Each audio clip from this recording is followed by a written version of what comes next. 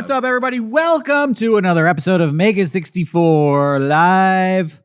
In studio here today, I'm Derrick Acosta here with Meg and Johnny. How you guys doing? Good. Doing pretty good. Good. The rest of the crew is in Boston at PAX today, so they have left us here to carry the baton on another episode of the Mega64 Show live and in studio. When was the last time you guys were on the podcast? I was definitely on more recently than Johnny. Yeah, I don't. There was like a random podcast where I was asked to be on, and I think Kevin ran it, and that was fun. he got to sit in the hot seat up there and see how hard it is. Mm-hmm. Oh yeah, and how were you happy with his performance? I think he did. He got a passing grade. I'll give him a 85. Oh, that's passing for sure. That's pretty good. That's like a B. Yeah.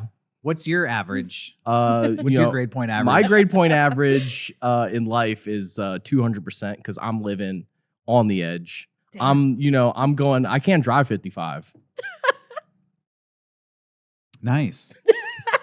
Just met with nothing. Yeah. Do you want to know my real grade point average in school, or? Well, sure. If Yeah, you want to share it. I was a C student. C's get degrees. Yeah, I That's guess. what I was always told. I don't know. I was a bad student. I've heard that most millionaires and billionaires were C students. Ooh. Damn. If the smart people made all money, then why are scientists so poor? Yeah, what the heck? Wait, what? Why do teachers get paid so little if they're so smart? Yeah, exactly. That's why I'm poor. I had a 4.0. Ooh. Did you do good on your SATs? I never took my SATs, okay. so who knows? I did You real have bad. 4.0, is that straight A's? Yeah. Damn. Yeah. Overachiever. In college. Wow.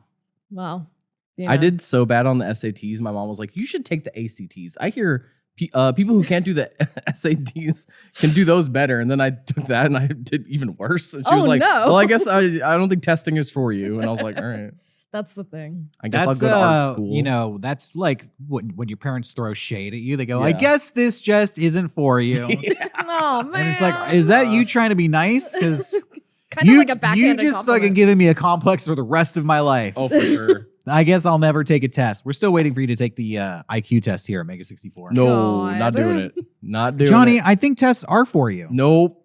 I failed the driving test 3 times Jesus. last year. Well, that's not an IQ test. I mean, it's like a general. It's a test. It's a test. Yeah. That has no reflection on your intelligence. I see people who are dumb as fuck out there driving. That's true. I know. Driving like shit, being Yeah. stupid as hell. Yeah. Exactly. And So- they had to have passed that test, right? Yeah, Yeah. so that's something else. Okay. Why did you fail the test? I don't know. I There's think. a lot of trick questions. Yeah, on I it. think. There's no trick questions. There's short. Okay, how on many the driving how test? many feet from a railroad crossing do you need to stop? How many feet? Yes. Do you know the answer? Like Because that's 10? on the fucking test. Do you know the answer? No. So, all right, then 50 feet. I don't think that's right. I think it's like 20 something. Okay. I just realized that I'm a what I think is general like driving etiquette is very wrong, and that's what I've learned from taking the test. Where they're like, when you see someone crossing the crosswalk, do you like go before they've reached the end? I'm no. like, yeah. No. And it's like you don't. No. Yeah, that's obvious. Yeah, I don't know. I just go. That's rude. Well, if they're fucking. I've been waiting for like 15 minutes. I'm going. The I don't care. pedestrian has the right of way. Yeah. fuck 'em. Always. Yeah. Fuck them. Yeah. You know, I Fuck 'em. think I see why you're not licensed to operate a Exactly. vehicle in California. Well, I am forklift certified. So you're Thank riding God. dirty. You're driving around unlicensed. Yeah. How long you been in California? I am licensed in the state of New Jersey, and I'm here on vacation. How long you been here? I've been on vacation for 5 years, 6 years. Yeah. It's good vacation. Yeah. You know? You've been on vacation so long, you Yeah. don't even remember Yeah, you when know. it started. It's like I'm living my Jimmy Buffett lifestyle. I'm just looking for Exactly. my last shake It's or 5 salt. o'clock somewhere. Yeah, exactly. Is your when does your New Jersey license expire? I just renewed it. Yeah, so the vacation continues. How did you renew it? You don't live in New Jersey. Don't worry It about doesn't say that on my passport. Don't watch this. Police? Police. Yeah. Yeah. No, I'm trying to get. I have to get a real ID now, so I need to get the California license. I'm trying. I keep failing the test. You can do it. I had to take the test last year too. Yeah.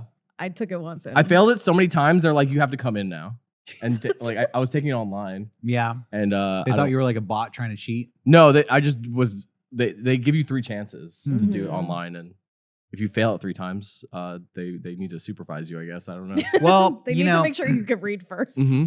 It may, whenever you are in doubt, just default to the safest possible thing. Okay. Yeah. Yeah.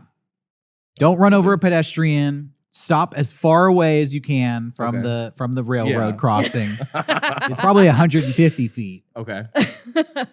Put your signal on very soon, My hope is that in the new year, I get 3 more chances. I haven't looked into it yet, but I'm going to try. Oh, that's a good point. See. Yeah. We'll see. I ain't going to the DMV. Fuck that shit. Yeah. Fuck the DMV. Fuck the DMV.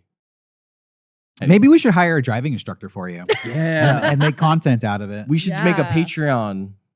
How to drive in California. Yeah. When I was learning to drive in California, and we are going to get into these guys getting hired here soon. Let me have a tangent for 1 second. I had a driving instructor who was like a German lady who moved to America. Yeah. And I don't know if this is just like all German people or if it was just her, but she had like this like darkest outlook on life and would just say like fucked up. Yeah. Oh I'm like 15-year-old kid from San Diego and she's like, yes, one time I crashed my car and the car flipped over and my spine came this close to severing. And if it had, I would have been gone like that. And I'm just driving me like, okay. And then she's like, yes. Sometimes I wish it had happened. I your driving then it's just like really quiet in the car because I don't know what to say because I'm like 15 and then she just keeps on going. She's like, life, ups and downs, sometimes not so good. I'm like, my God. So how do I get off the highway? Wow. But my driving instructor fell asleep while I was driving. So there you go. Oh, well, I guess I did good enough. That's kind of scary. Like, what do I do now? Exactly. She was cool. I appreciate her actually. But interesting lady. I don't remember her name, but I'll never forget her stories. I'll never forget her grim outlook. Yeah, it was kind of awesome. It's a little bit refreshing to spend time in a car with somebody like that. Somebody who's sad and worldly. Maybe that was like your origin story. That was not my origin story. And I think you're a great driver. There was that one time you were trying to get me to the train and you were like blasting speed metal and I was you had to hold that? on. I don't remember that. Oh, I was late to the train and you're like, hold on, I'll get you there. And then we went maybe the fastest I've seen a car go. And I was like clutching it. Oh did I get you to the train on time? You did, but like halfway through, you're like, there we go. Oh, sorry, I'm going really fast, aren't I? And I went, yeah.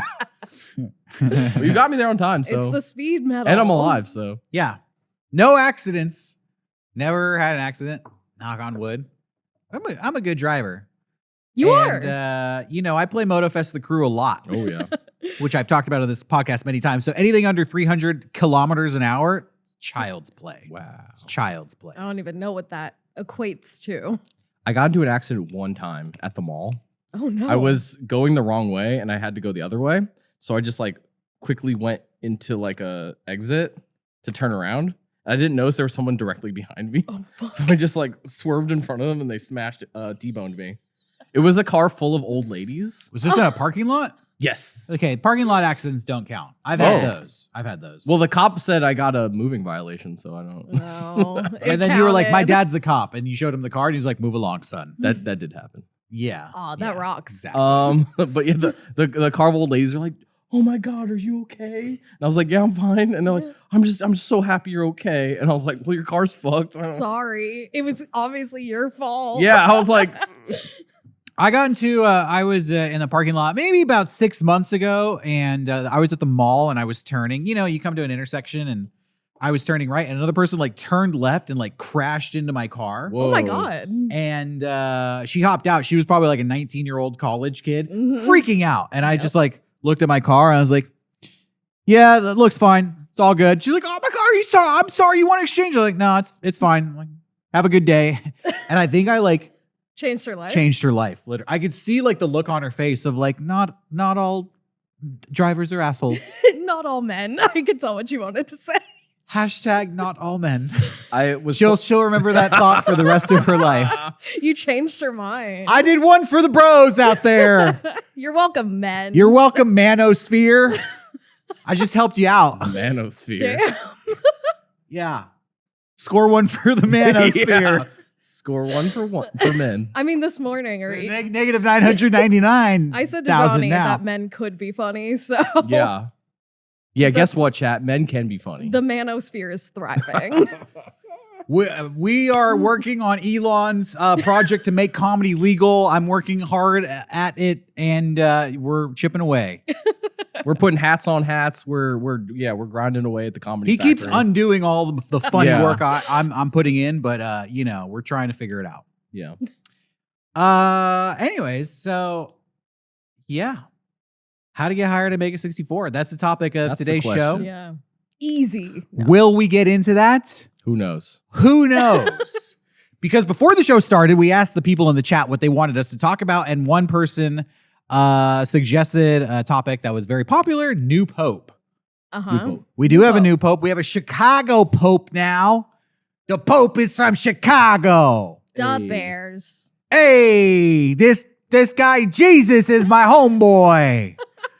This guy Jesus, have you heard of him? You ever heard of this guy, Jesus guy? Sound like he's from Brooklyn. Can I say fuck on the pontiff? I'm from Chicago. New pope was elected. American Thoughts? pope. I want to get Johnny's thoughts. He's been real excited about that. He's been talking about it big like crazy. Christian. I'm a big pope nut. I'm always excited when the one pope dies and the new one. I always want to see the white pope smoke. Nut. I That's a good rapper name. yeah, Pope Nut. Pope Nut. And now we got Pope Leo. Yeah, Pope Leo. Pope Leo. Pope Leo. We got Pope Leo on deck from Mr. Chi City. He's got the tea for the Erykah Badu chick. I don't know. I don't know. I don't know shit about the popes. What are they even? Are they like the president of the Vatican, or is it like? They're the it seems president political. of Christianity. Oh, okay. No, I don't know either. It seems like becoming. You the went to Catholic I school. know. You don't know what the Pope I was does? fucking raised Catholic. Went to Catholic school for 12 years. I don't know. I wiped that shit from my brain. I went to Hebrew school, so I have no stake in this. All right. Homeboy Jesus got. Oh, Stuck him up Damn. there. yeah. Okay. Fucking pinned his ass. Dude, they put him in a rock cave, lost the body. Uh-huh. Whoa. They opened up the cave, wasn't even in there. Like, where the fuck did he go? Shit. Who's gonna run the church now?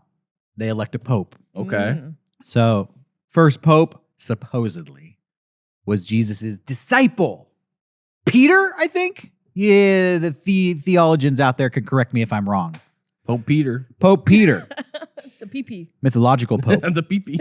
And man. so it's gone on, as time has gone on, this is the role that the Pope has. He's basically like substitute J-Man. Substitute God. Substitute He J-Man. speaks Yeah. for God. He's like, hey, Jesus ain't here to run the church, but you got me, Leo.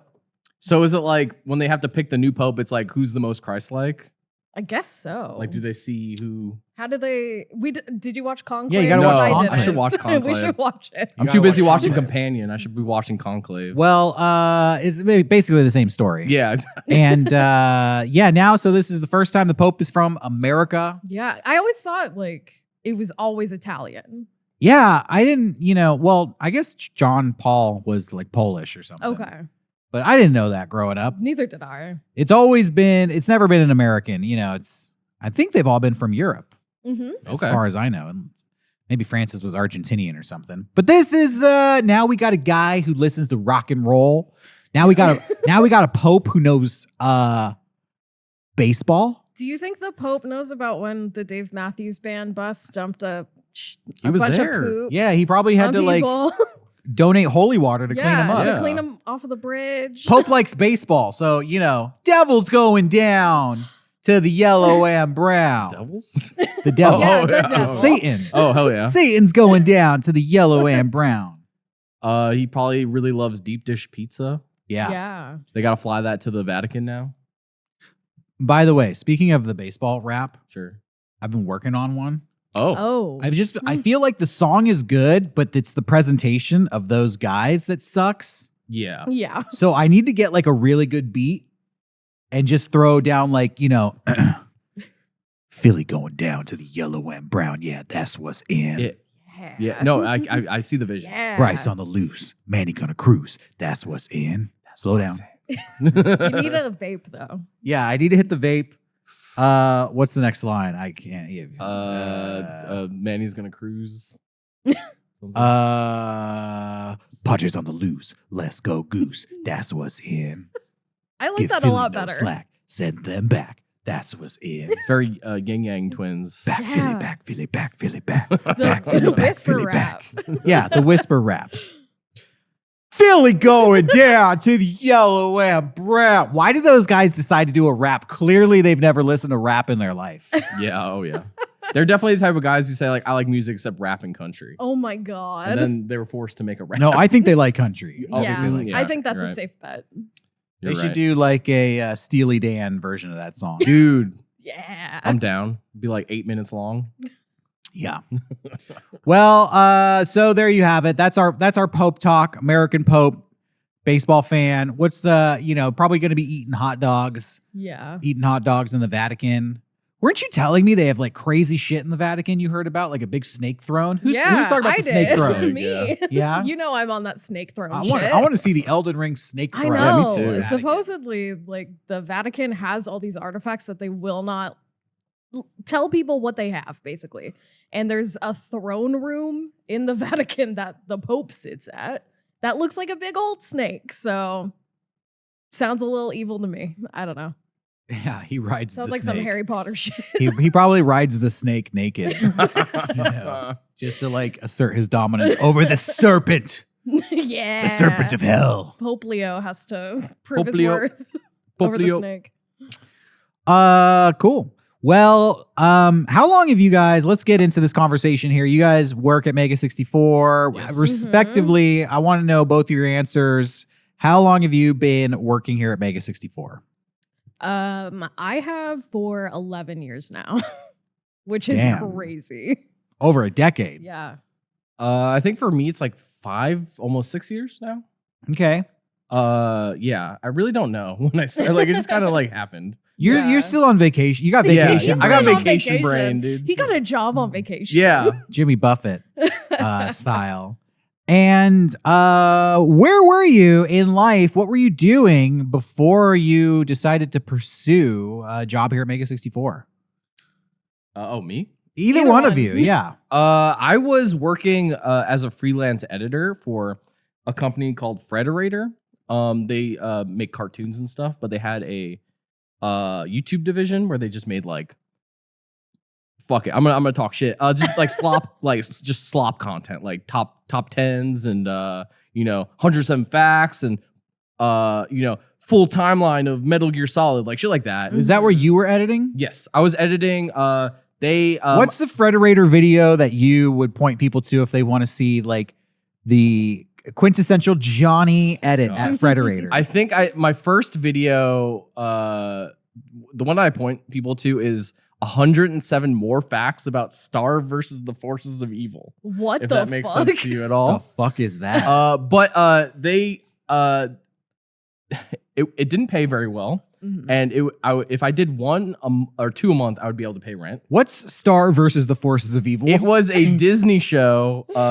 It's I don't know. It's like a girl with a magic wand. Well, there's a lot of facts about it. Yeah, And there- you did 107 more facts? Yeah, dude. Wow. And So there's at least 214 facts about this show. there really isn't. It's so the way Frederator would do it. I'm sorry if I'm exposing the business here. They'd pay a dude to write the video, and then they'd pay a guy to record the video, and then Mhm. pay a guy to edit the video. So there was 3 chances for this to go horribly wrong. Oh, so no. the guy who would write the video would usually just scour Wikipedia Okay. and like forums and just whatever, like because He's just ChatGPT. he's now. getting paid $100. Oh yeah, he's been replaced. So his facts would be kind of bullshit. And then they'd have a guy record it who is he's also getting paid $100. Well, that's an AI voice recording now. Oh yeah. And then it would come to me and I'd have to edit it with maybe the worst content I've been given. Like, just like, here's the audio, now make the video. I'm like, okay. Oh, no. So anytime I would have the script and it would be like, and that's why this show really rocks. And I'd be like, I'd take that sentence and be like, people rocking. And then I'd have to like put an image of like a guy going like, rock or some shit. I don't know. It was horrible. But I used to do their Fortnite videos. Wow. Yeah. What's the biggest Fortnite video you did? I think it was like top 10 Fortnite weapons. I don't remember. That sounds like an easy yeah. one. It was really bad. So yeah, I was doing that and I hated it so much. I was seeing all my friends kind of succeed and I was kind of stuck in my apartment editing Fortnite videos. So I decided like I need a change. But 2 videos a month to pay rent. That's like not a bad gig. Yeah. Yeah, but it was like pay rent and barely eat. I was like living off Taco Bell because they had the $5 boxes. How long would it take you to edit a video? It would take me a week, and then I'd start to get really good at it where I could do it in like 2 days. Mm-hmm. 4 days worth of work to pay rent. Yeah. That was only for one video. I'd have to do 2, but Okay. yeah. And then when I started doing the Fortnite videos, that sucked because they wanted to add a host, like someone on camera. Yeah. So they'd shoot those a day before. And then God. I'd have a day turnaround. So I'd have to pull an all-nighter to make a Fortnite video. Dang. Wow. And that sucked. But then they transitioned me to doing like stream highlights for a Twitch streamer, and that paid amazingly. Okay. But that was like I was almost sad to let that go because I barely did any work, and they were just like, "All right, here's money." Who was the Twitch streamer? Her name was Lindsay Elise. I don't know if she's still out there. I mean, shouts out if you're still doing it. Did you ever talk to Lindsay? I would send her emails like begging, being like, please, do you need a highlight reel this week? Because I'd be like so poor. Because like it was all based on whether she wanted to do a highlight reel. Okay. And at the beginning, she was like, yeah, every week, highlight reel. And every time I did one, they'd be like, bam, $700. And I'd be like, Oh my God. yeah. But then it was like maybe once a month. And then it was like, oh, this month she didn't ask. So I would send emails being like, please, Lindsay, please. Oh, I need no. please, I need a highlight reel. And then she'd be like, I guess I killed the horse a bunch of times in Red Dead 2. I'm like, all right, yep, all right. And I'd make a video. Cool. Damn. What about you, Meg? Where were you 11 years ago before Mega64? Oh man. Let's see. I was working for Mattel Toys at the time. And I think at the time I was just a seasonal person. Okay. So I was doing like holiday stuff, and then on the side I was just freelance transcriptionist. So I wasn't even like designing or doing like what I do now. So I was doing the transcription stuff, and then sometimes, because my boyfriend at the time was in a band, I would make his like band promos, like a lot of like music shit. So I was doing like tour flyers. Shouts out Taking Back Sunday. Yeah, fuck those guys. No, I'm just kidding. Yeah, like for Mattel, I was doing the retail side of it. So I would go to like Walmart, Target, anywhere that sold toys. And I would be kind of like the front-facing person that would organize the stock, see how they're selling, kind of reporting back and forth to like, hey, I noticed that like this one toy sold really well. And they would kind of get like boots on the ground information that way. Okay. And then I just was always curious about YouTube. At the time, like I don't think anybody was calling it content creation. And it was just like, I'm watching YouTube specifically at the time. I was definitely in my Call of Duty phase. Okay. So I was watching Nice. like a lot of Call of Duty YouTube shit. And it was like, oh, I wonder if I could be involved in something like this, you know? And a lot of my friends were Mega64 fans. I was not. I know, shocker. But All here right, I am. we're gonna have to review later. I know, shit. We're gonna have to retroactively fix that. Well, I mean, I'm a fan now, but yeah, Who were your friends? just friends from high school. Oh, okay. A All lot right. of my friends from high school knew about Mega64. And I had a lot of friends online that I would play a lot of like GTA online with. Okay. And it was like, hey, like, have you ever considered like reaching out to Mega64? I know they're in San Diego. You're in San Diego. And that's kind of how the ball got rolling. Yeah, I remember you reached out to us just like seeking an internship. Yeah, I really, for a while, I wanted to be like a band photographer and like really work with bands in graphic design, make merch, stuff like that. And then YouTube and gaming kind of like took over my entire life more than music. Yeah. And so that's when I reached out to you guys and I was like, hey, I would love work experience just because I was a completely self-taught graphic designer. I was okay. I definitely wasn't very good. But I wanted like some actual job experience under my belt just because I had dropped out of community college. It wasn't for me. And I was like, hey, if you guys ever need like some photography or design stuff, I'll do it for free. And yeah. How long? Now, forgive me because I don't remember. How long did you work for free for us? Oh God. Should I really answer this? No. Don't answer if it's embarrassing. I don't even remember. No. So for a while, 9 years. Actually 11 years. I'm still not paid. No. It was a couple years, but I was still working. So my seasonal position with Mattel moved into a more full-time position. So I was doing Mega64 stuff more on the side of my actual job. Yeah. And I was working for free for, a couple years. And then slowly it was like, hey, we realize you are doing a lot of like design stuff for us and photography. I was doing like merch photography at the time. Yeah. And it was like, you guys just started writing me checks. And then eventually it was like, hey, I think I'm going to leave my job with Mattel and try and like be with you guys full time. And it was just like an open door. Yeah. So I just never left. Nothing was ever like fully like, hey, your internship is over. It wasn't ever like, it never felt like an internship, like a classic internship. I just fully fell in with you guys and just that's how it's been. Yeah, it probably didn't feel like a classic internship because we don't have any formal training as a business. Exactly. So we're having to figure it out as we go as like people who started this like out of high school. Yeah.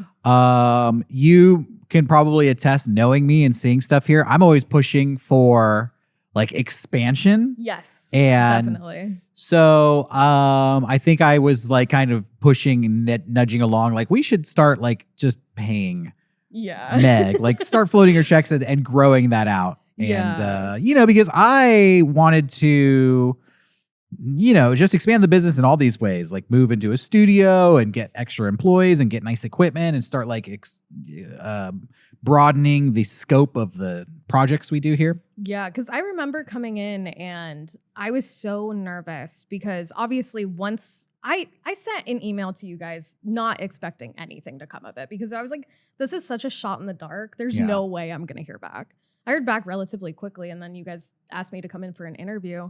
I was so fucking nervous. Really? Oh my God. Yes. And I remember I brought like a little flash drive of like it was barely even a portfolio. Yeah, I remember that. I'll tell you though. Yeah. So when you emailed us, you emailed Rocco and he brought it to, that was back when it was just me, Rocco, and Sean. And we shared like an office, like a one-room office. And he was like, this girl emailed me. She wants to be an intern. And immediately I was like, yeah, let's do it. It was actually you and one other person emailed us at the same time wanting to be an intern. So weird. Yeah. And I was excited because I was like, I would love to have more people helping us out here. I don't even know where to find those people. So if you're coming to us, let's definitely consider it. I think you like passed along some of your work as an example, like in the email. And I think it was literally like you linked to a Facebook something like page that, with like pictures of designs you did. So we looked at all your stuff before you came in for the interview and pretty much had already decided you had the job before you even showed up. Yeah. And the interview was mostly just to make sure that you were who you said you were and that you were cool. Yeah. Because you had to do like a vibe check. Yeah, I mean, literally, the work already spoke for itself. So we could have seen immediately if you were doing work that wasn't going to fit in with what we wanted. Yeah. The other person that was their situation. I don't even think we interviewed the other person because they sent their work and they were basically nothing. And then they were like 17 years old. And it's like, you're probably not going to work here. So thanks for reaching out. Like in my early 20s, like. Yeah, you were in college and you had like a little bit of work behind you. So yeah. It's funny to hear on your side how nervous you were. Probably God. didn't even realize that you basically already had the job. Oh, I had no idea. By the time you walked in the door. Like, I was so frazzled after the fact because I was like, I don't know how that went. I think it went well. They were very nice. I got home and locked my car keys in my car because I was so like, oh my God, that actually just happened. How am I going to drive there now? But, yeah. Yeah. Well, I want to go back to Johnny because you told us where you were before you got the job. Yeah. Working for Frederator, working for the streamer. And I know personally, because we've talked about this, miserable as shit. Oh, yeah. So I was in my apartment in New York and I was like, things need to change. So I decided like maybe California. So I was like, where do I go in California? I was like, LA. And I am a huge Mega64 fan. And we kind of knew each other from when I did music videos and going to conventions. Oh, let me say. So back in 2011, 2012, I started doing music videos with a friend of mine here in San Diego, an artist named Dustin Peterman. It's really cool because I had done creative stuff with Rocco and Sean for so long. And again, like we met in theater and we kind of just started this and we're learning as we go. And when I met Dustin, he had like a degree in fine art. He had like graduated from art school to be an illustrator and a painter. He was doing like band posters and merch for bands, kind of like what you wanted to do, and was really well connected here in the San Diego scene. And we kind of came together. I'm like, I'm a video guy. You're a music artist. Like, let's do music videos together. Yeah. And really got into like the music video scene. And yeah, I had met you at conventions. Yeah. You and Jesse, and you guys started posting music videos. And I was so like inspired by, I think you guys were doing really great music videos. I would take your music videos and show them to Dustin. At one point, we even considered, because he's so well connected in the music industry. We were getting like, we were submitting for jobs to like, you know, Universal Music Group. Like I did music videos for like Julian Casablanca's record company. Swami is like a big record company here in San Diego. We were doing more and more. We honestly considered trying to, I don't know what you would call this. There's a word for it in business, but like we would get the jobs and then have you facilitate the music videos. Like contract it, Yeah, but more like put together like a network of like music video. Yeah, like a collective. Yeah, that's fun. Where like we could be doing music videos, we could be getting music video jobs for you and sending them your way and vice versa. But it never really worked out. We never really got to that, but that was something I was considering. Yeah. So I had my eye on you for a long time. And and you guys were really like good with, you had really cool special effects in your music videos. I was a little bit jealous. I was like, damn, I don't know how they make this shit so good. Thank you. So yeah, I was aware that you were doing that at the time. Yeah. So I was like, okay, well, I'm a huge fan and like San Diego seems nice. But in my head, I was like, you know, LA is probably where I will end up. And so I reached out to a couple people, some friends in LA, and I was like, hey, I'm thinking about moving out here. And they were like not responsive. And then I messaged you and I was like, I just made up dates. Hey, I'm going to be in San Diego May 6th. And you were like, the only person that was like, yes, I want to hang out and I'll show you the studio. We'll chat it up. And I was like, holy fuck. Okay. And so I booked a flight here, and I was the only person who said you were yes. the only person who responded to me. Oh no! And That's then so fucking funny. We hung out at that Mrs. Magician show, and we hit it off. And see, everybody out there, I have a reputation of being an asshole, cold, unapproachable. I was the only person who said yes. Yeah. Okay. It was so nice. And I showed him around San Diego. Yeah. It was awesome. I bought like I booked an Airbnb that was called the Casita. Oh. And it was like really small. But yeah, it was funny because like I didn't know if you knew I was a fan at all. Like I didn't know. I was afraid to be like, hey, I'm a fan. Well, we had met at PAX and we had hung out a couple of times. Like I knew you were a fan of Mega64, but I also knew like you were a filmmaker doing your own thing. Yeah. And like I really love just creative people. I love expanding my network with creative people. I love like helping people on their journey. Like to me, it's really not about money. It's about like doing cool stuff. It's about like building a network. Yeah. And like, I would rather have opportunities to do cool stuff than to get paid to do like really terrible, boring work, you know? Yeah, For sure. God, I've considered like corporate graphic design and absolutely not. Yeah. There's a reason why I've been here for 11 years. Probably make more money, but like, yeah, but I don't I'm know, it happy. doesn't feed the soul. Like, I'm so happy here that I'd rather do what I love doing than get paid more for shitty work, you know? Yeah, and hopefully the dream is that like you make stuff that's so cool. Eventually, Yeah. you know, some corporation does want to buy it off you. Exactly. I did want to say that the first time we hung out, I think I referenced something that you had said on the podcast, and you were like, "How did you know that?" And I was like, and I just like clammed up, and I was like, and I just went, "I watched the podcast," and you were like, "Oh, okay." Like then you like I expected you to go like, "Oh," but you like lit up and were like, "Oh shit, okay, cool." And then, like I feel like it's like you realize like, oh, we know enough about each other where it's all good, and then we hung out. Yeah, I mean, it's cool if people watch the podcast. It makes me feel happy. Yeah, it was funny. You were like, "How do you know that?" And I was like, "I watched the podcast." Oh, I remember the first time you ever came to the studio, I was the one that let you in because Dude. he was doing something. Yeah, Meg let me in, and Meg was like, "Dude, you were great." You were like, "All right, here's you could sit here, and do you need any water?" And I was like, "No, I'm the host." Yeah, I was like, "What the fuck is Meg like the?" I'm Meg's like the host security here. guard. makes it look very professional I'm the here. muscle here. I saw someone in the chat asking. I did get interviewed, and there's a behind the scenes where I'm wearing like a little button up. That's the same day I got interviewed. Oh, You guys interviewed me and then immediately recorded me for behind the scenes. Oh my god! So I think I was helping with Flame War at the time. Yeah. So Well, I remember talking to you about, before you came in here, you and I kind of hatched a plan to get you hired here. yeah. We had, become friends. You were visiting San Diego. I think you talked about like you were going to move out here. You were considering like spending some time out here. And obviously, like I recognized the talent that you had. And I was like, we could use somebody like you. Rocco and Sean did not know you really at that point. So the hurdle was to get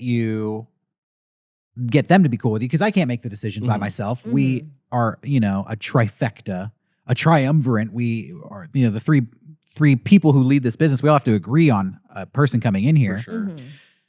So I basically hatched this plan of like, you need to just show up and just like hang out and let them see what you can do and see them, let them meet you and learn who you are and learn to like you. And then like essentially told you like it will be inevitable that you will start getting paid because that's essentially what happened with Meg. Yeah. Like she just became so ingrained. Yeah. And this is what I would say to like anybody out there who wants to get into like an industry like this. If you're watching this podcast and you're like, how do I do something like this? It's all about like relationships. Yeah. Oh my god. Yeah. More so than like your talent. It's very much about relationships and about like fitting personality wise and just getting ingrained with the group. Yeah, I feel extremely lucky because we're all very like-minded here. Yeah. And as nervous as I was with like the whole interview and kind of like when I started working for you guys, like I got close to you guys immediately. Yeah. And like you guys are my friends and my main friends now. It's like the people I hang out with are the people I work with. And I feel like that's extremely important because we have to know what kind of pages we're on. Yeah. And it's easy to figure out like what we're doing. It was funny for me because like I understand, but like the other guys were a little walled off to me in the beginning. Sure. And it was funny because like I just slowly like would get more and more work here. And to the point where I went on tour with you guys. Yeah. And I wasn't even fully a part of the group yet. And like they were still a little like I wouldn't say standoffish. They were just a little like, who is this guy? And I'm on tour with you. And then it was like after the tour, I think you guys are like, well, we can't deny it any longer. You work with us now. And I was like, oh shit. Oh and then my like God. I feel like I grew with you guys on tour too. Like I feel like there was a lot of like meshing Yeah. going on. Which I appreciate. Like the tour was like life-changing for me. And so I was glad to do that with you guys. I think a lot of like and this is in business relationships and just relationships in general, it's like there's so much unspoken communication, you know? Yeah. And sometimes like it's better to let it be nebulous a little bit. Yeah. I think if like you rush too much to label something and pin it down and like, can we talk about like what's going on here? That actually like has a chilling effect Yeah. on like a situation. And sometimes it's better to just let it grow organically and don't kind of analyze it and label it. Give it that time to incubate. Because then eventually like the relationship will grow so solid without you having to have had those like conversations of like, do I work here? Is there any potential for me to work here? Like if you ask that question, you might get an answer you don't like. So if you just kind of like ride the wave, eventually it will become so self-evident of like, all right, clearly you were here all the time. We really like working with you. We're giving you a lot to do. Like, let's make it official. And I think that was like the best way to handle that, to really like get you in the door here. Yeah, it was funny though, because you know, obviously I'm working with you guys. People are starting to see me a little bit on camera, and there's like all these like, who the fuck is this guy?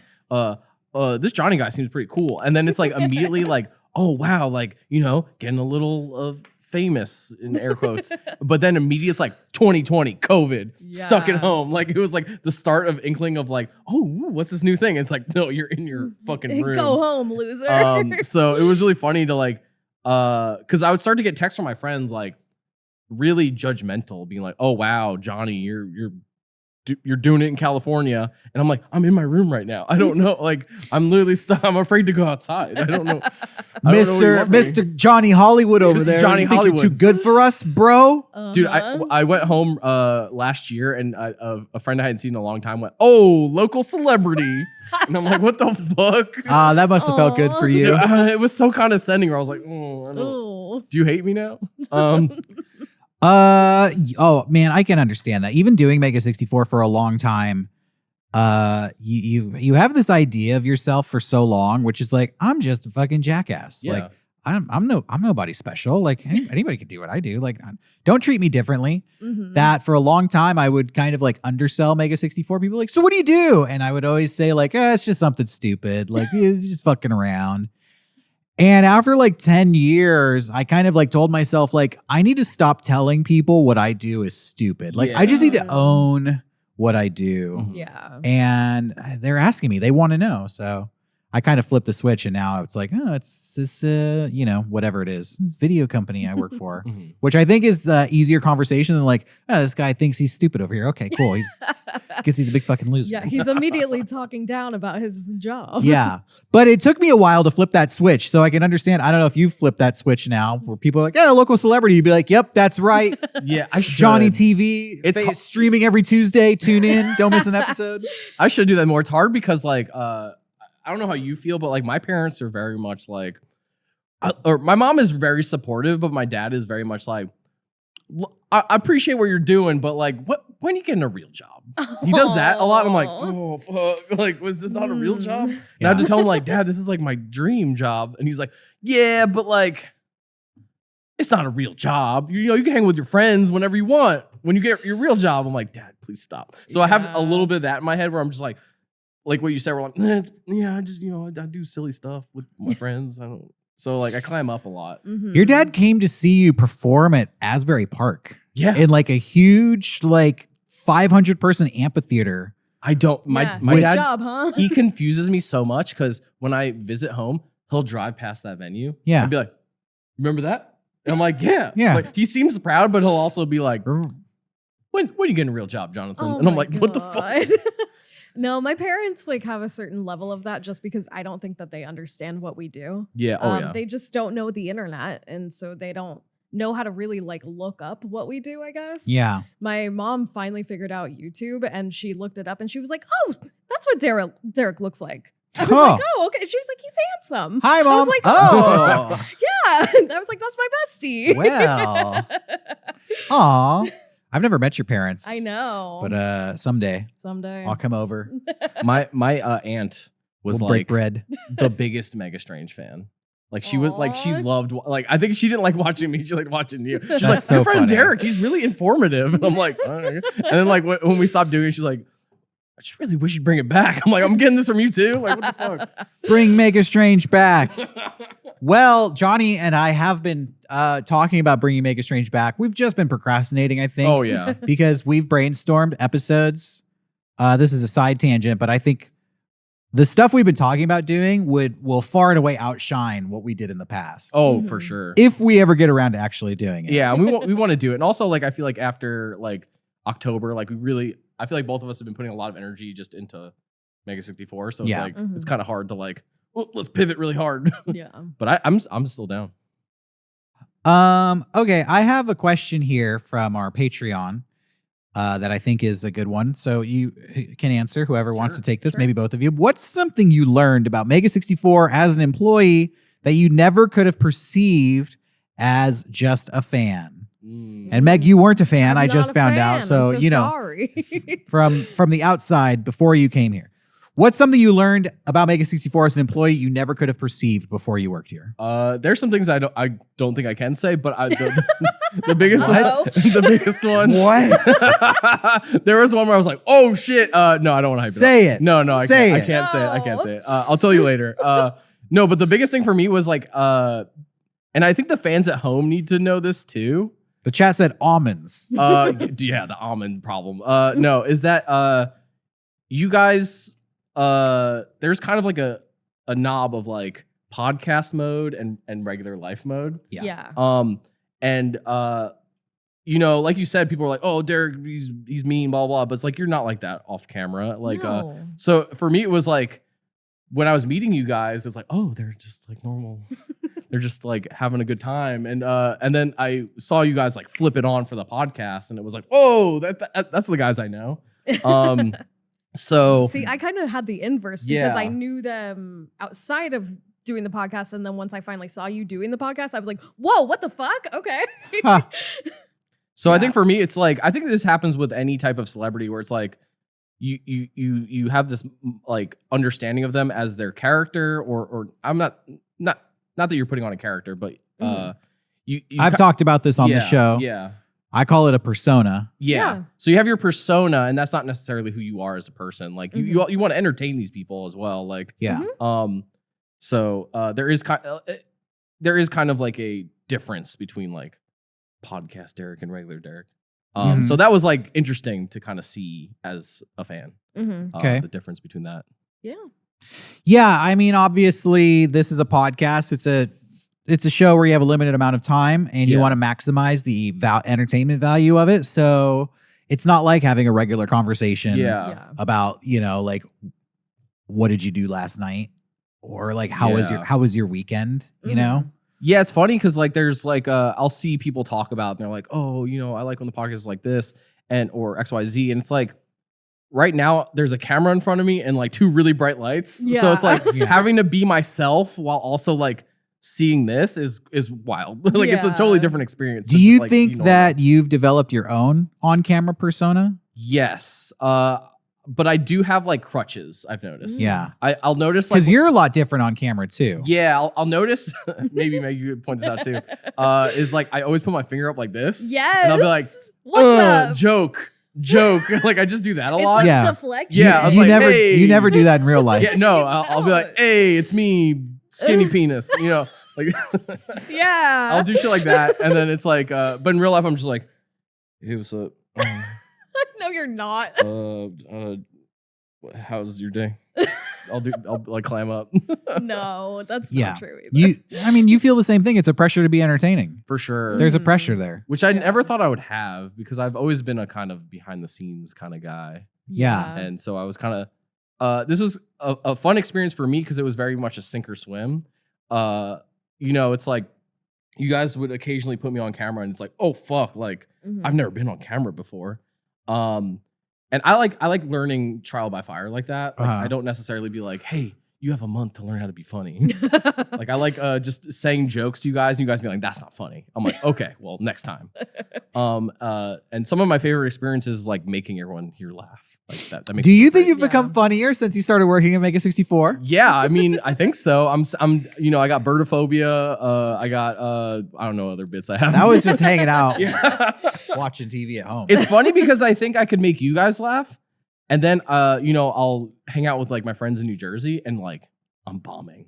I bomb so hard with them. I don't know what that is. Your personality changed to fit, I guess so. fit Mega64. They're just like, huh, yeah, Johnny, and then they'll like make a Family Guy joke or something. I'm like, oh, I should be making these guys laugh. You're better than that. Someone said I'm 17% more funny in the chat. Oh.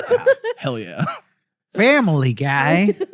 Well, you can't compete. If they're quoting Family Guy, you'll compete. never be as funny I as can't that. compete with Seth MacFarlane, dude. Dude's the funniest guy in Hollywood. Would you agree with Johnny Meg, or is there something else that you would add to what was different before and after becoming an employee? I definitely agree with Johnny. One of the first things that like you had asked me was if I was going to be comfortable like on camera, because it was like, oh, we might like pull you in for like bit things. And I said, yeah, but I don't know if I actually like meant it initially. Same. Because I had never been on camera either. And I was not a theater kid. And so I had like mad anxiety in front of like crowds. I did not want to like disappoint you guys either, because it's like I'm not coming from an acting background. So I was like, oh fuck, I don't know, I guess I'll just have to fake my way through this. And that in and of itself is like a little embarrassing, because obviously I'm not going to be good out the gate. And so now it's like I'm a lot more comfortable talking on a microphone, being in front of a camera. Like, we just filmed that video and you and Sean were telling me that my acting was too good for like a low quality commercial. And I was like, too good?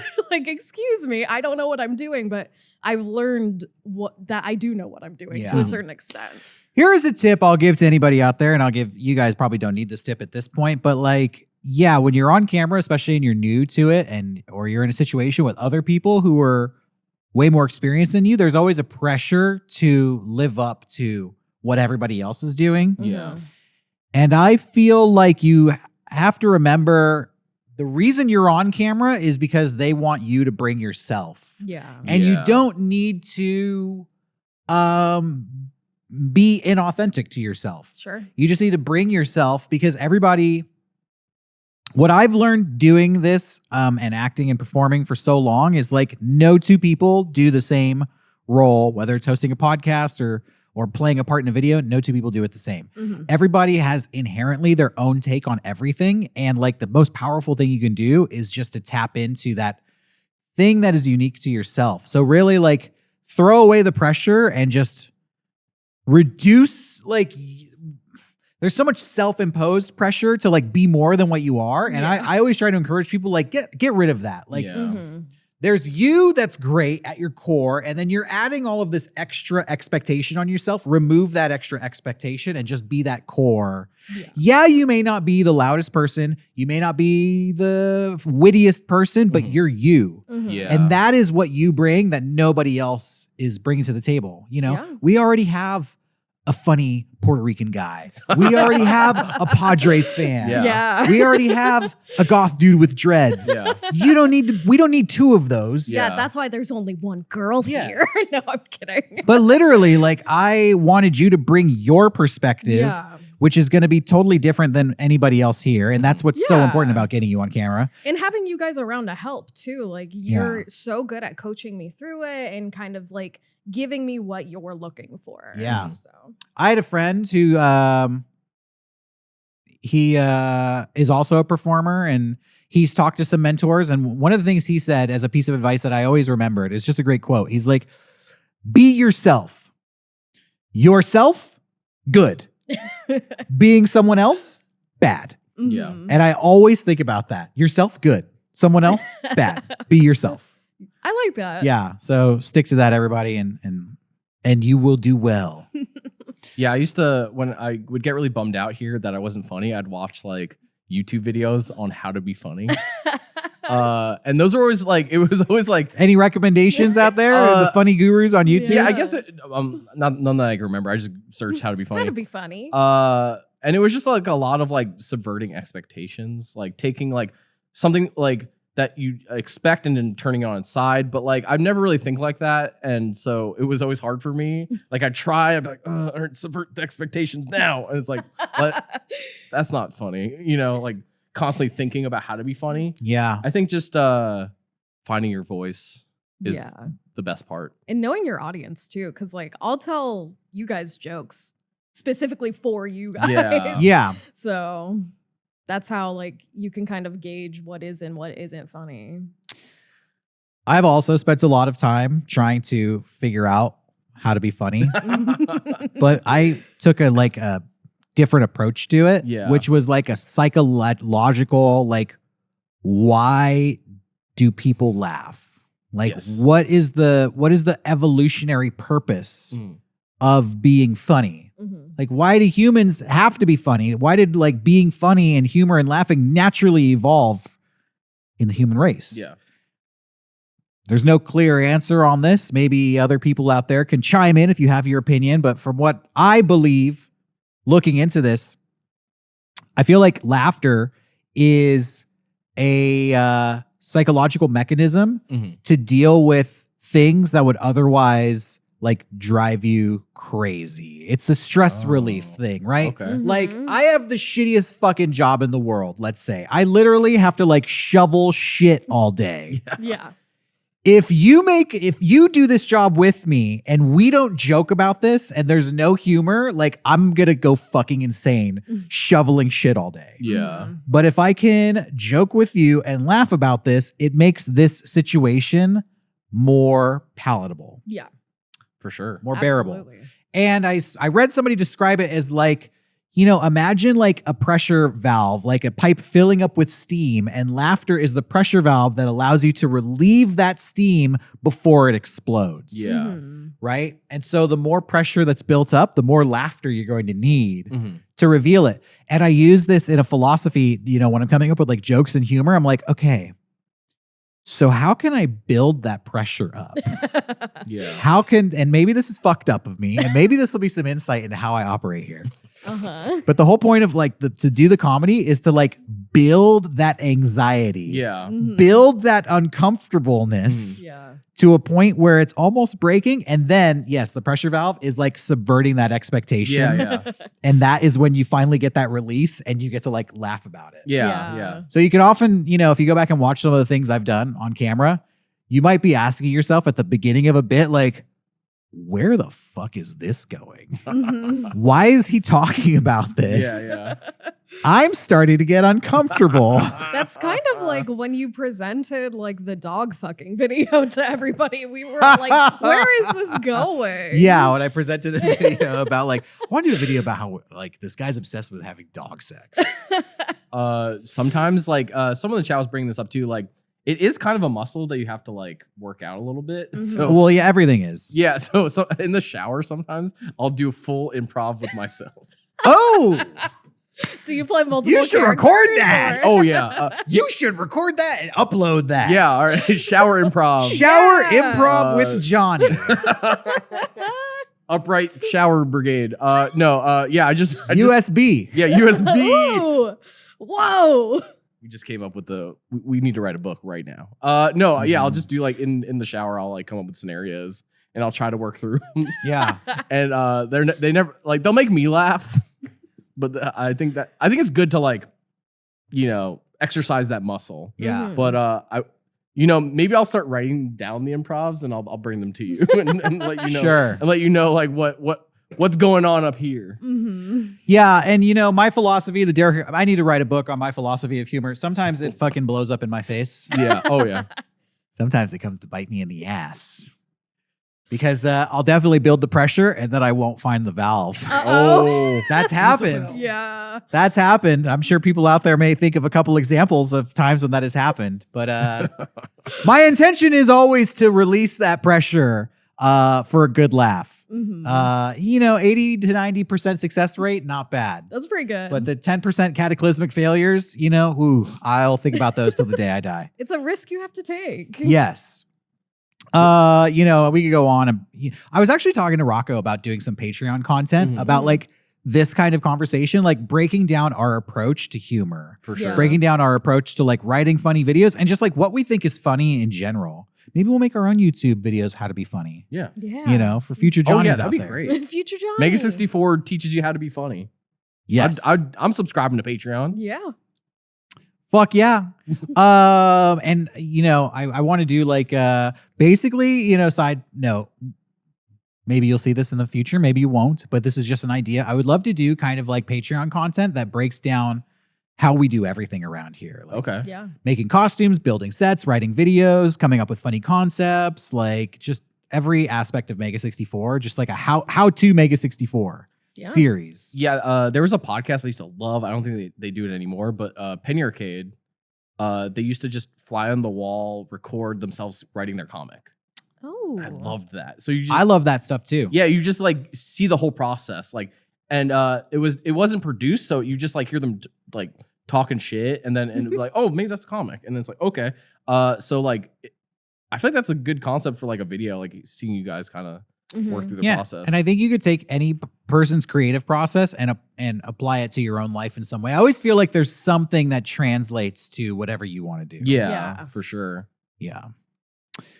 Okay. Well, Do we have more questions? of course we have more Let's questions. go. I've run out of questions off the top of my head. Yeah. What do you guys want to say about like working at Mega64? Are there any stories you want to share or? I don't have anything off the dome. I'm I trying to think. I know I'm putting you on the spot. It's tough.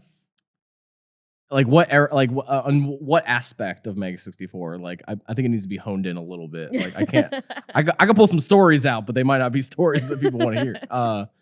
I don't know. I just love working with you guys. Like as Yeah, a me fan, too.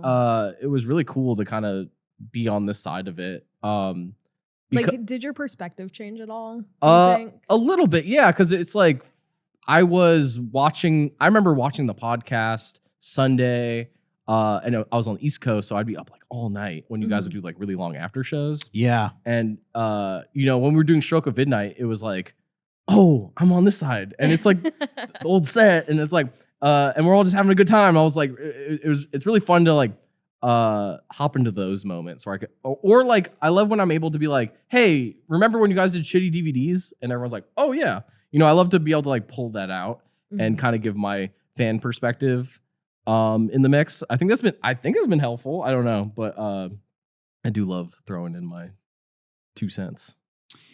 Yeah, I think I like the fan perspective. Yeah. You know, I think that's something valuable.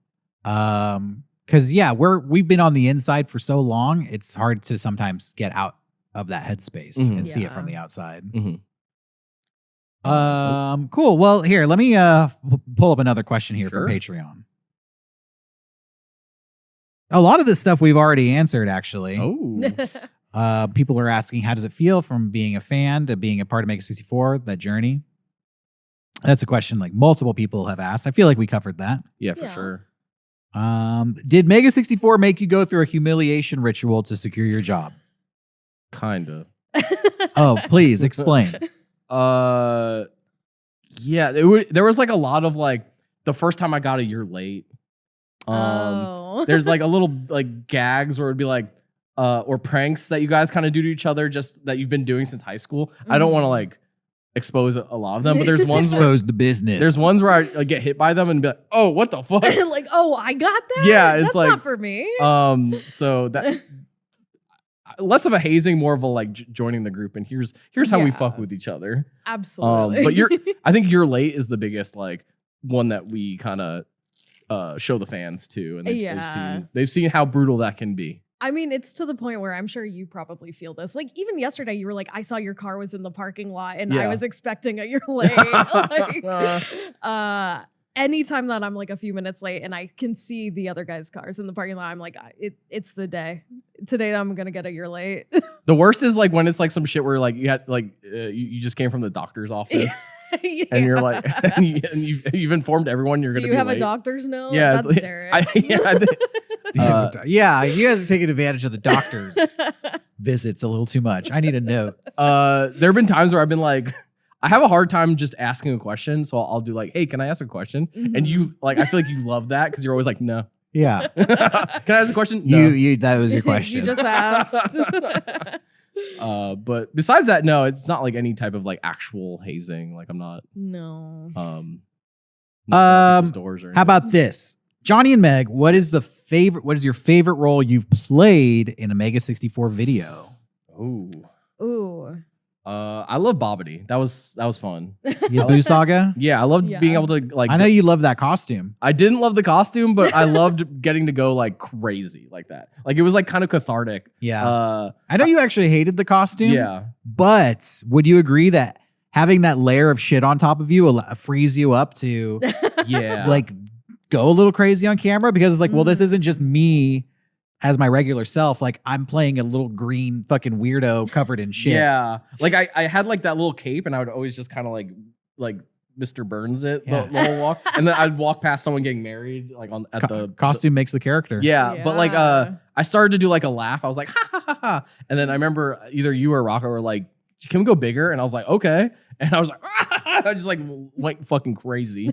And it felt good to just like let that like release the valve. Yeah. As you were saying. What about you, Meg? I really liked playing Naomi in our Metal Gear video. Ooh. Oh yeah, you were great. Thank you. Yeah. Because that was like one of the more like speaking roles that I had at the time. And I was, again, extremely nervous because it was a lot of like, oh my God, I didn't really know Metal Gear at the time. I don't know what I'm doing here, but I had a lot of fun with it. That was a fun video. And I did like a voiceover for our Giuseppe's thing, I which loved doing that. I loved doing that. Like last year, I did a lot of like voice work for us. You have a good speaking voice. Thank you should you. look into doing voice acting. Thank you. I would love to do voice acting. Yeah. But Johnny got to coach me through the Giuseppe's thing, and he kind of like tweaked my audio a little bit, but then I told him, I was like, I could have just done that because it was just going gross. You were like, gross. I was like, we gotta hit that gross. Go 90s kid. Yeah, okay. and you were like, gross. I was like, this rocks.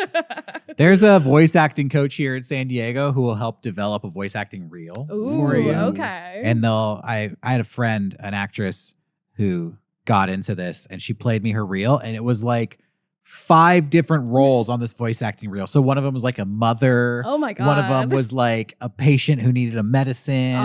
One of them was like a crotchety older woman. You know, like a couple of voices. I love doing like a kid voice for some reason. It's just like really, really fun. Yeah. Like, oh, you'd be great. You'd be killing radio commercials. yeah. Put me in your Rugrats commercial. Yeah, you should get into it. You guys are reminding me of when I was younger and when I would try to make Flash cartoons and I'd have to listen to like people's reels on Newgrounds, and it would always be like a 12-year-old kid being like, "This is my old man voice." Like, "This is my old man." It would always be the same exact. Be like, "Oh, I'm old." It's the go-to. Oh my God.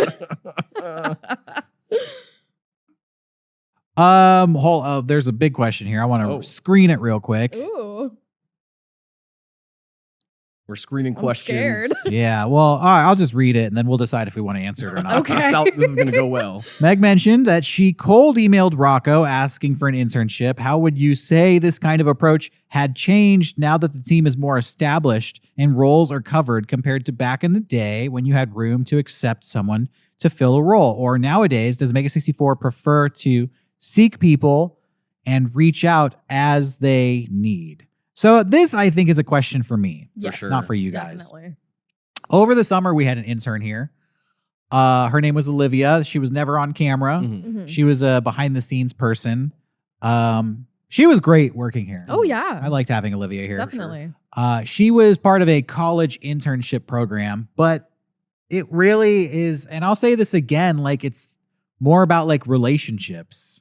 It's more about who you know. I was really good friends with Santiago, who has appeared. He's an actor who's appeared in a couple of Mega64 videos. We met in acting class, and Olivia was a friend of his who was looking to do an internship. And so he kind of asked me, like, could she intern at Mega64? And like, I was like, sure, if you think that's valuable. Yeah. Because she was like going to film school and wanted to intern at a production company. Mhm. So he set that up. I was like, yeah, have her reach out and we'll consider it. And it all worked out. She was here for, I think, 6 weeks. Yeah. But without Santiago kind of facilitating that. So it was the fact that she knew Santiago and Santiago knew me. And, it was kind of like, a friend of a friend situation. So, Yeah. I mean, it's really just about getting involved with creative people and their network becomes your network. Yeah, I was going to say in this industry, networking I didn't realize how important it was until obviously I started working with you guys and going to conventions and meeting so many people because as we all know, I moved to Texas briefly and worked for Ray, who's also a content creator. And that never would have happened without Mega64. How did that happen? I want to know so it never happens again. Make sure I get in the way of this. I'm back and locked down as a slave now. So, yeah. You may speak, but not about the slavery. Oh, okay. Thank you. Thank you. Is that cringy enough for you, everybody? Problematic alarm. Yeah, no. So I was already friends with Ray and Tina and who already knew you guys. And that's how I got to know them. And it just kind of became what do you think about potentially making some merch for us? Yeah. So I did like kind of a trial commission run with them. And then it became my fiance lived in Austin at the time. They live in Austin. We were kind of trying to figure out, does he want to move out here? Is it affordable? What's the landscape look like? Out here is extremely expensive. And it was kind of like, hey, if you're interested in moving to Texas, what if we gave you a job? So then it was a whole conversation with you guys. And it was very difficult for me because I didn't want to leave San Diego.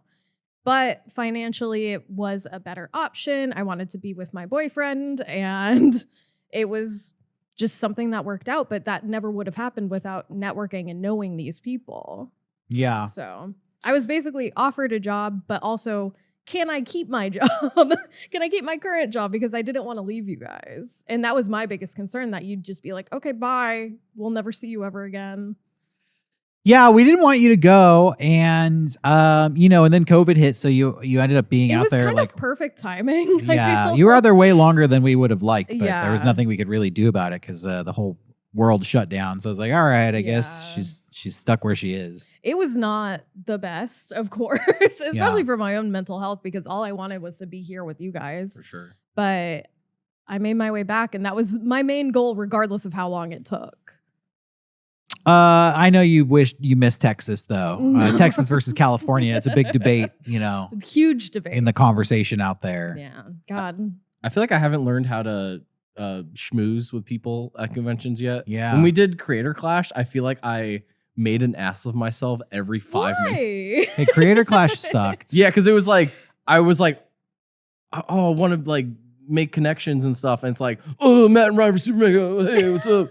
I remember Nakey Jakey. I was like, oh, fuck, I love you.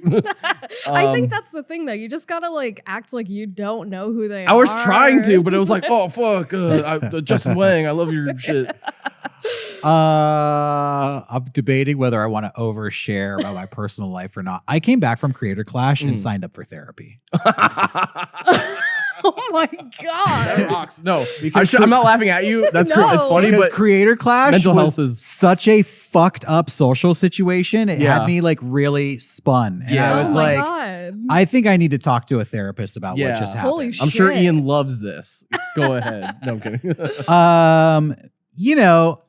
First of all, on the top, I'll talk about the therapy in a second. Sure. But on the topic of networking, Yeah.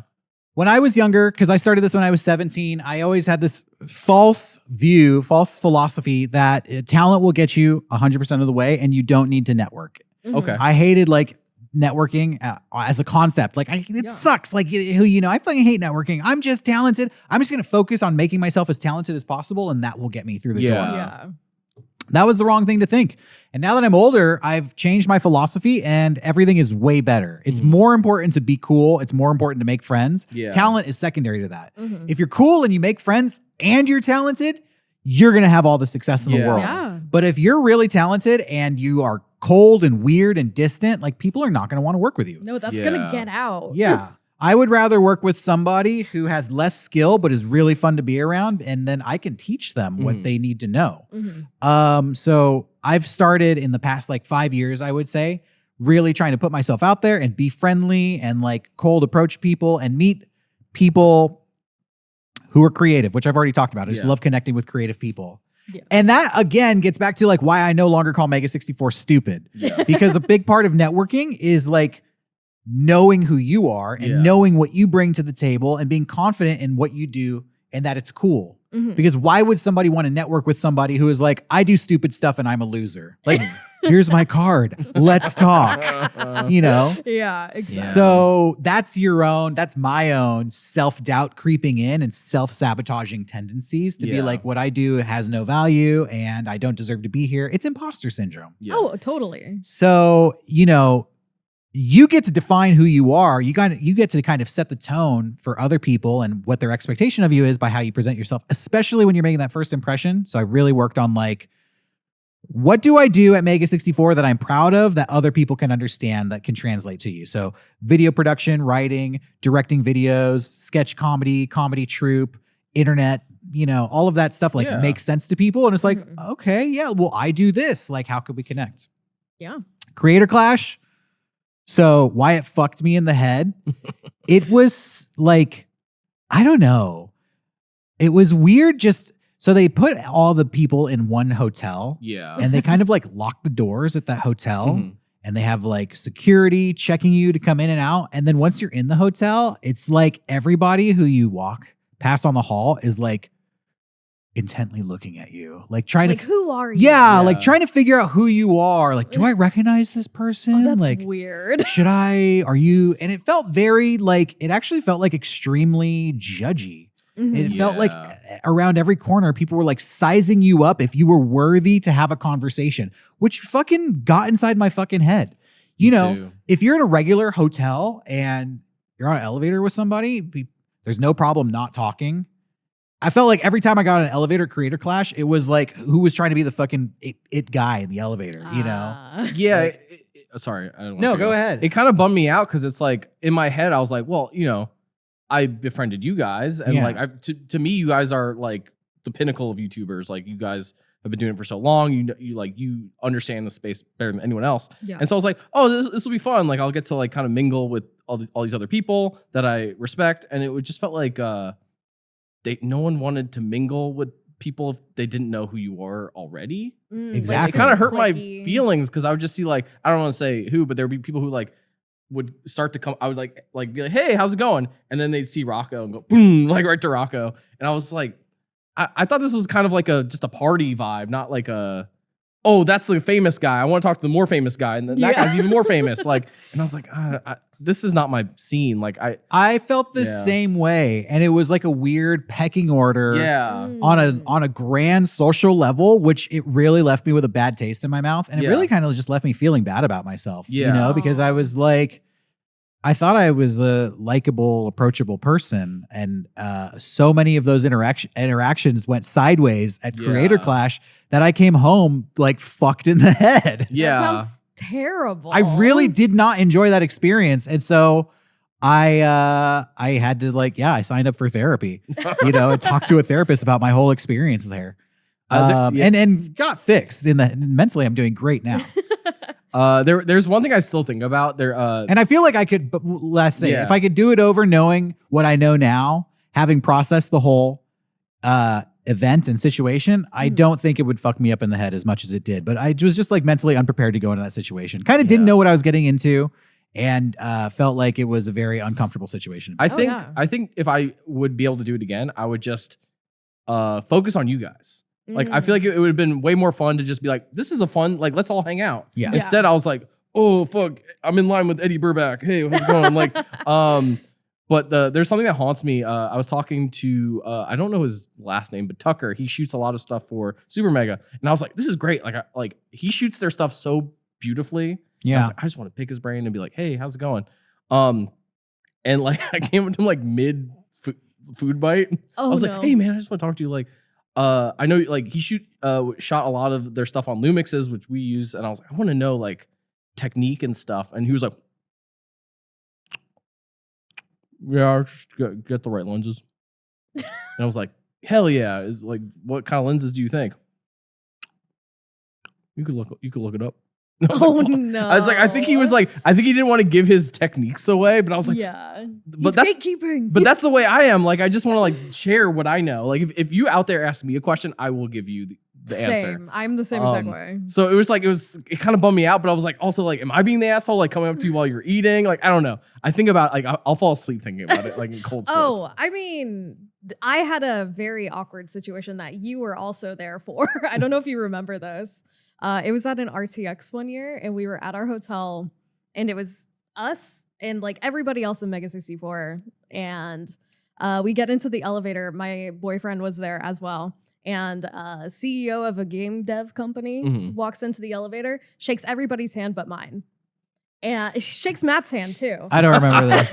And I got so upset just because it's like, what the fuck? What's wrong with me? Why didn't I get a handshake? Like, not even the fact that it was somebody that was like famous or whatever. I didn't give a shit about that. It was the fact that I got snubbed. Yeah. And it was like, why? Like, the one person, why me? And it was like probably just like, oh, that's somebody's girlfriend who gives a shit. But I was like, no, like I care. And you were like, why are you so mad?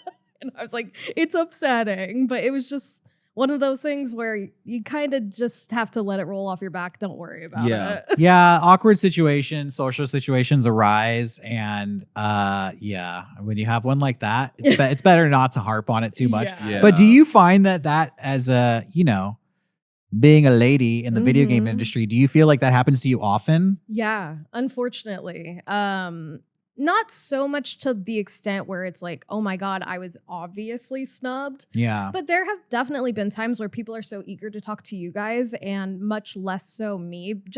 I think it's more, I'm very much in the background. Yeah. And it's people don't know me. And so therefore, why would I want to talk to you? And I don't think it's so much like a woman thing. Not to like pull the woman card, which I love to do.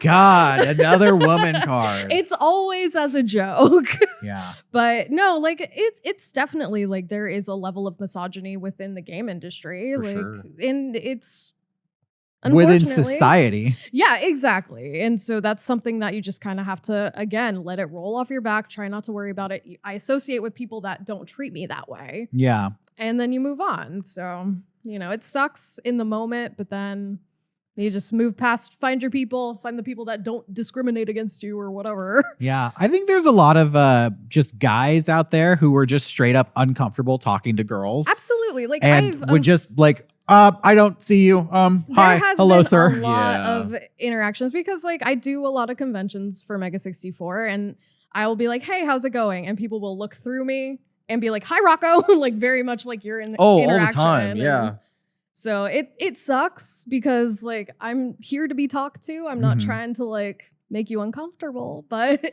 some people just are uncomfortable talking to women.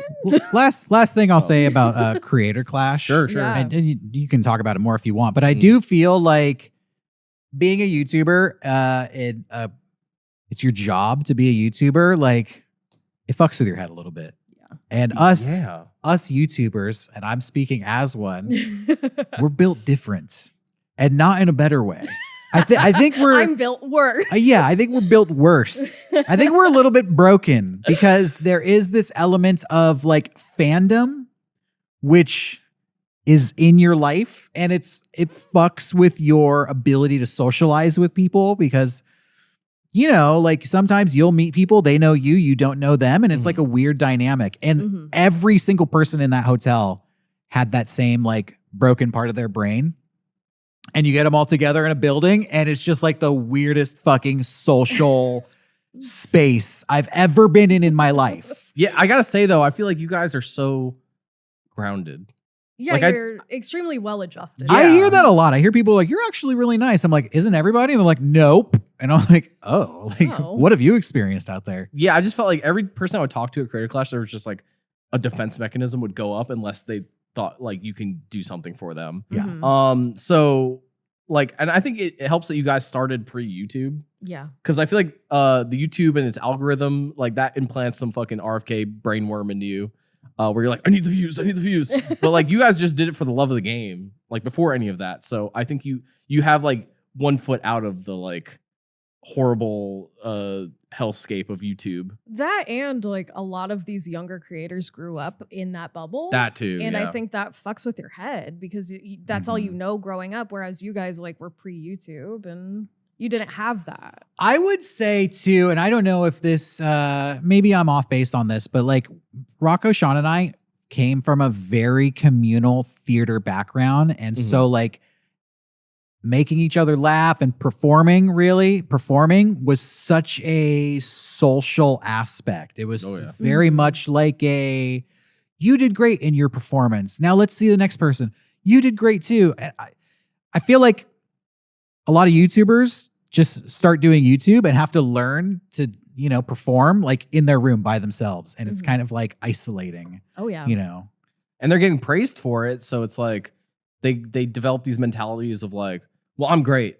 Yeah. And who are you? Like, you're just a fan. And I think so. I think that's the point maybe that I'm driving towards. Yeah. Because I started, doing plays when I was 8 years old with like a youth theater group. And it would be like people of my age all the way up to 17. And it was just like such a, wow, that person, that 15-year-old who's the star of the show, they're such a good actor. And then they go on and some of them become famous, like enter Hollywood and become real actors. And then the next generation comes up and it's very much like helping each other out and like, passing along tips and being friendly. And maybe that's why we are grounded or whatever. Yeah. I gotta, he's not here to defend himself, but Garrett, when I was just a fan at PAX East, and I'd be hanging out with the fans, like just outside, Garrett would always come up and be like, hey, how's it going? And fist bump all of us. He's so good at that. And like, I still think to this day, I think about that. I'm like, that was so nice.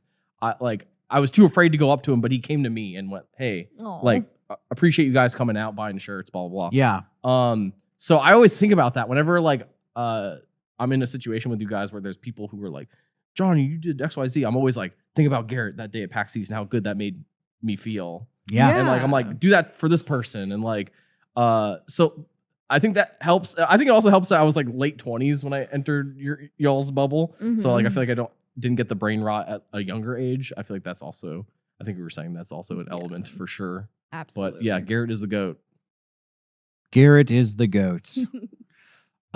Cool. We've been going on this for a while. It's been a good show. Yeah. I agree. We're approaching well, we're not too Hour close to 27. Yeah, I was gonna be like, we're approaching 2 hours, but that's not exactly true. All right. This is not about working at Mega64, but what was the last movie or show that made you laugh? I know there haven't exactly been bangers lately, but I rarely hear comedy come up on the podcast. There has been a banger lately, and Johnny and I both are loving this show. Yeah. The Rehearsal. The Rehearsal. Season 2 of The Rehearsal. I'm fucking obsessed with The Rehearsal right now. Me too. It's like my favorite show on TV. I'm terrified right now because I felt this way about the first season, first 3 episodes. Yeah. And then he pivoted so hard to like something where I was like, is this good? I don't know. Oh, no. It made me feel horrible, but it was I will say he stuck the landing, but it was like, yeah, but now that he's reset for season 2, Yeah. I feel like he maybe was aware of that criticism I hope and so. I feel like he's taking one narrative and like dispersing it through every episode. Yeah. Even though every episode is unique and different, it's still like maintaining the singular narrative. Mhm. I love that this show is, this type of genre where it's part scripted, part reality, and you're never quite sure which is which. When you're watching something, you're like, okay, this is a bit, but then you're like, but how much of this is actually real? Yeah, it's like he uses the documentary element as his like paintbrush to like paint a picture. You're like, oh, you like through documentary, you made a narrative. Like, so it's like he has the puzzle pieces. He's like letting them like kind of act the way they would to like serve his narrative, which I love. I love that. It's so he comes across so evil in the show.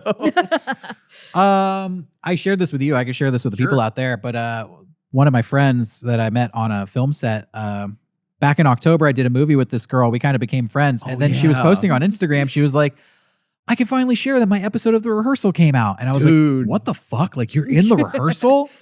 And she was in the latest episode. Yeah. She played one of the, they had the man and woman with the dog. Yeah, the clone dog. Yeah, and the clone dog, and they brought in like multiple versions of those people. Dude. She played one of the multiple versions of the woman.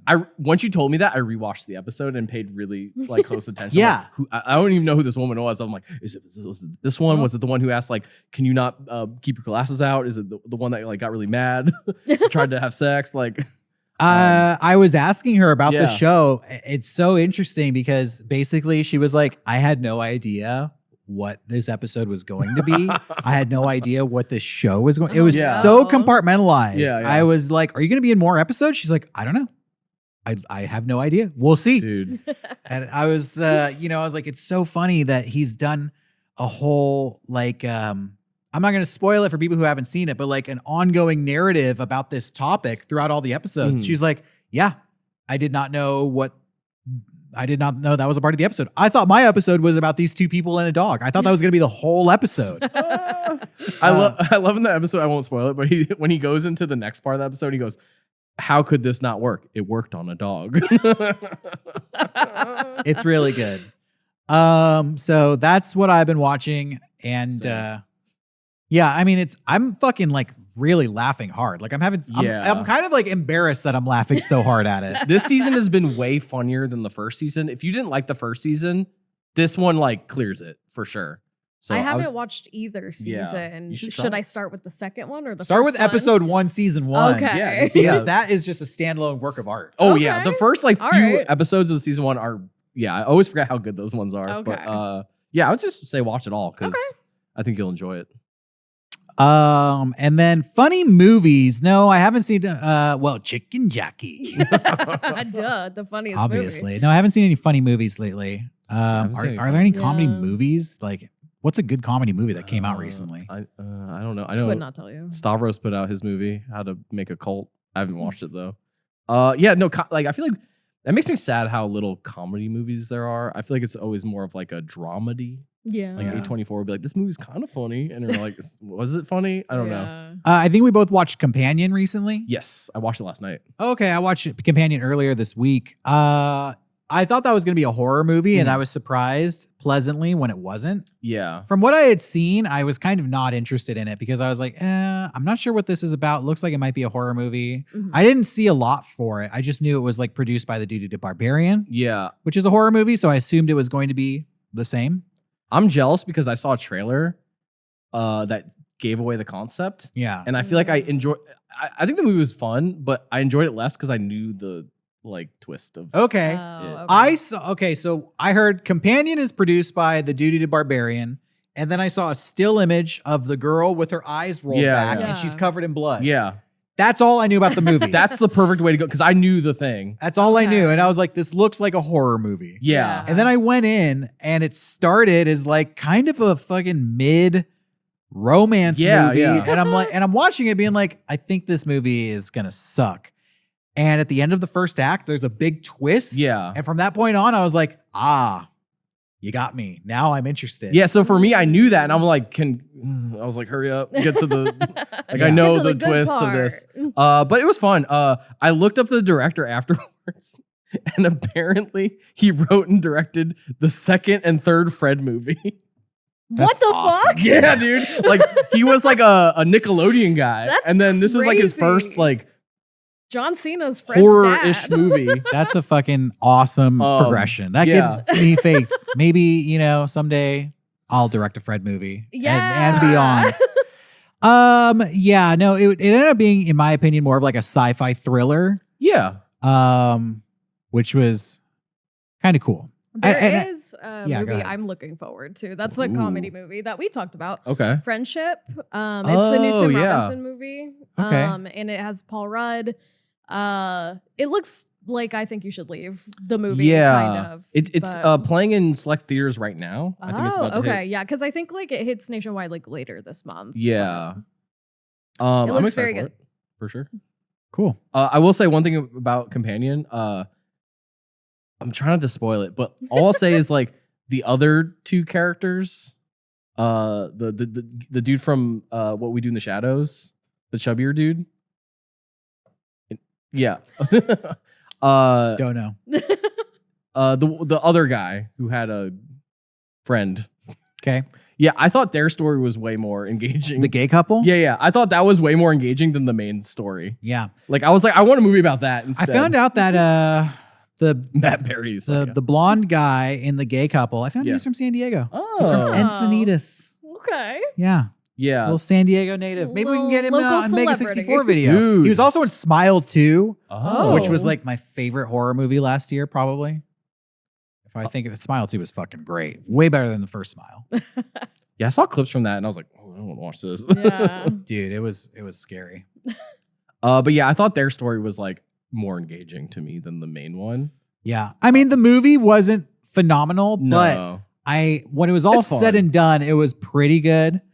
What I enjoyed most was not knowing where it was going. Yeah. Being bored at first, and then it got interesting, and I was along for the ride. And it's also like it's not the longest movie ever. So it's I loved that it was an hour 38 minutes. Yeah. I was like, fuck yeah. Oh my just in and God. out. If you know nothing about this movie, pop it on. You'll have a great time. For sure.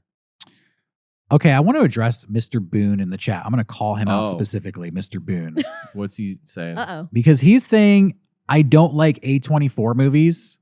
And I feel like I've seen, What? I just want to set the record straight. There Get are 'em. amazing A24 movies. Some of my favorite movie last year was Civil War, Mhm. A24. Yeah.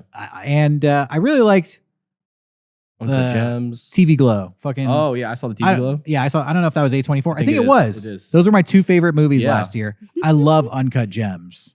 A24 is great. A24 is Yeah. great, but they started as a horror movie company that like really had kick-ass trailers for underwhelming movies. Yeah. Mhm. And I don't remember off the top of my head. They did The Witch. Yeah, wasn't the biggest fan of The Midsommar. Witch. Midsummer's okay. There was one that was like I don't remember the fucking name of the movie, but it was so fucking bad. Hereditary. No, What's God. the one with the sheep, lamb?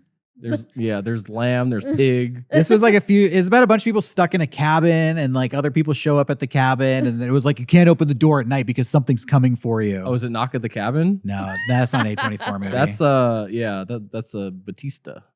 I did see Men. Men was not that great either. Dude, the ending of Men, it haunts me. And it's like it haunts me in a way where I think it's maybe the worst thing I've ever seen in my life. It comes at night. Is it that? Yes, It Comes at Night. I hate that movie. That movie really ruined A24 movies for me for a while. That one was so bad. So what came at night? It. Nothing. Yeah, I feel like It people does not come at night. I feel like especially around here, I feel like someone will see like one A24 movie and let it like dictate how they feel about A24. But Yeah. I'm like, Mhm. I appreciate that there's a company that's willing to just throw like this movie's weird, this movie's made by a bunch of YouTubers, like this movie's blah blah blah. Like what other company's doing that? Yeah. Yeah. It's awesome. I think A24 is like the most recent success story of like, we're just going to make weird horror Yeah. movies. And that's translated into, wow, best picture, A24 movie. Yeah. Like yeah. Moonlight was A24 movie. That's great. They make a lot of great movies. And I saw Heretic recently, which I really liked. That for some reason the idea of that really scares me. I can't watch that movie. It's like a fucking Resident Evil. Oh, it's not that bad? No. Okay. No, Maybe no. I'll watch it. In fact, it's I think you would really enjoy it. It's not like a straight up horror movie. Okay. Mhm. And to be honest, the ending is a little bit silly, but I still Mm. overall enjoyed the movie. Okay. So I'm down. no, I don't hate A24 movies. I think Yeah. they're putting out like the best movies, honestly. I agree. But some of them are fucking stinkers. Holy shit. Oh, Can yeah. we just With admit that? anybody putting out movies, you know? Exactly. All right. Well, why don't we go to the after show? Sure. We've been going I'm for a down. while. Yeah. I will say there are a lot of people asking Johnny Oh. and me Oh. some professional wrestling questions. Oh. Can we talk about it? Or? We might cover that subject only Wait, why can't I talk about it? by request. Well, they didn't include you. That's Are you a weird. wrestling fan? Yes. Yeah. Well, then include Meg in the conversation, Come on. do everybody. better. Patreon. And we'll cover some more of these topics in the after show. But thank you guys for doing this podcast. Yeah. Thank you for having Thanks us. for having us. You work here. You got to show up. I hope you all out there enjoyed this episode. The rest of the crew will be back next week where we will discuss any lingering issues. Therapy cast. Therapy cast. But until then, stick around for the after show, and we love having you. Thanks for tuning in.